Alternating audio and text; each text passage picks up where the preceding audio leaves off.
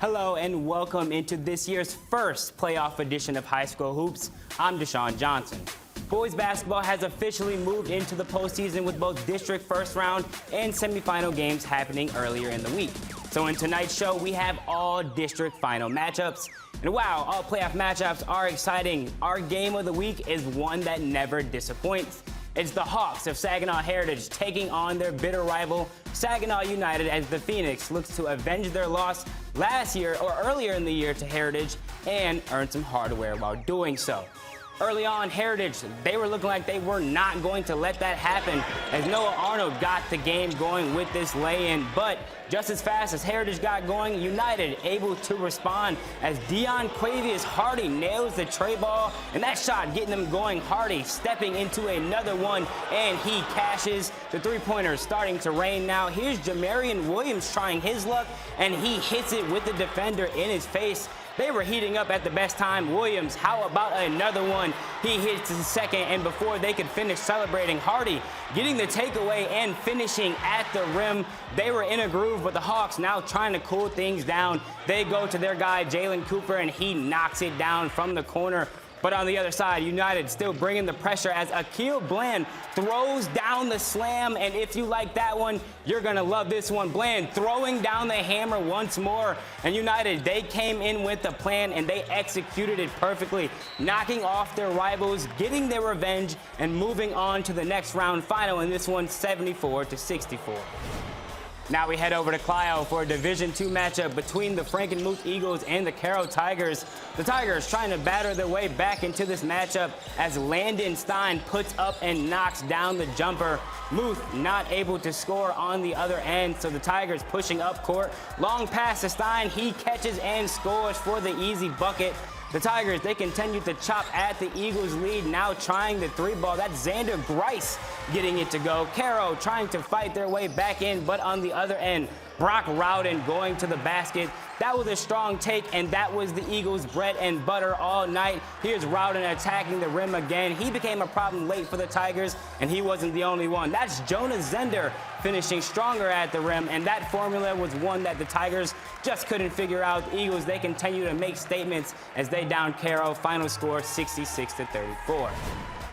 Two very exciting games that we just got to witness right there. All of these teams fighting with all their effort. And don't go anywhere because we still have a few more to get to.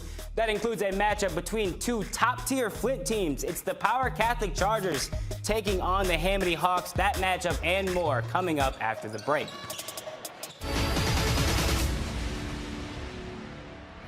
Welcome back in from the break. We're going to dive right back into our playoff action, and we will start with another Division II district final matchup between the Powers Catholic Chargers and the Hamady Hawks. Both teams coming off impressive starts to their postseason. Early on, it was Powers opening up the game in front of their home crowd, thanks to the bucket from Brecken Sakalo. And then on the inbound, Drew Simmons able to secure this pass before shooting it off balance, but he still got it to go. On the other side, the Hawks, they were bringing the extra effort as well. That layup not going to go, but Jordan McLean there to clean it up. A big three-point play for the senior, and that play getting the whole team going as they put up and land another three-pointer. Hamady trying to build some momentum, but on the other end, Powers trying to stop it all as Andrew Caldwell gets a few favorable bounces on that shot. This game quickly turning into a slugfest. Hamady no good again, but a chance for a three now, and they get that one to go. That one from McLean, now coming the other way. Caldwell, he wants to take this one all the way, and he does, going coast to coast. But every time Powers came up with something, Hamady, they were able to respond. They came into the Chargers' house and put up the stronger performance on the night, stunning Powers and taking the win. Final score 65-48. For our final matchup, we head up to Bay City Western for a battle between Mount Pleasant and Midland Dow. Right away, it was the Oilers getting this game opened up. Xavier Kruger knocking down that jumper. But on the other end, Dow, they were showing off their physicality. No good on that shot, but Charlie Franklin there for the second chance points. Back to the Oilers now. They were looking to try their luck from three-point land. That's Jaden Lange putting up and connecting the tray ball. Dow, they were getting some three-point looks of their own, though. That's Mikey Strabel pulling from deep, and he connects for a big play. But once again, the Oilers able to respond. Lange getting the whistle and the bucket. That's an and one for the sophomore, and they just kept coming. No good on that shot, but Lange there for the second chance points. This game was a continuous back and forth, but in the final minutes, the Oilers able to pull away. They secure the victory. Final score 50-42. Now we'll check in on some other scores around the league. We start with a matchup between the Cardinals and the Wildcats. It was a close one, but Davison's season coming to an end. Final 56-52 in that one. Then over to Big Rapids High School, where the Flying G's were able to come away with a 10-point win. Then finally, the final team on this graphic, we have known the Falcons have been one of the top teams this year, and here they are proving it again. They downed Garber, final score 84-48.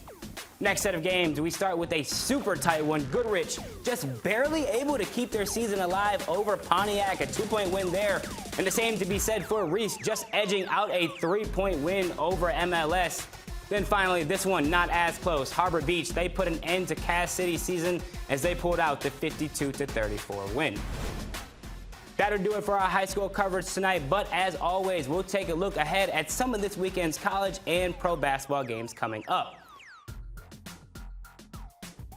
Those games on this Friday night. Meanwhile, Michigan State, looking ahead at their game, they will start the month of March off with a road matchup against the Hoosiers on Sunday. These two teams met earlier in the season, and it was an exciting one that ended with the Spartans on top. We'll see how they fare this time around.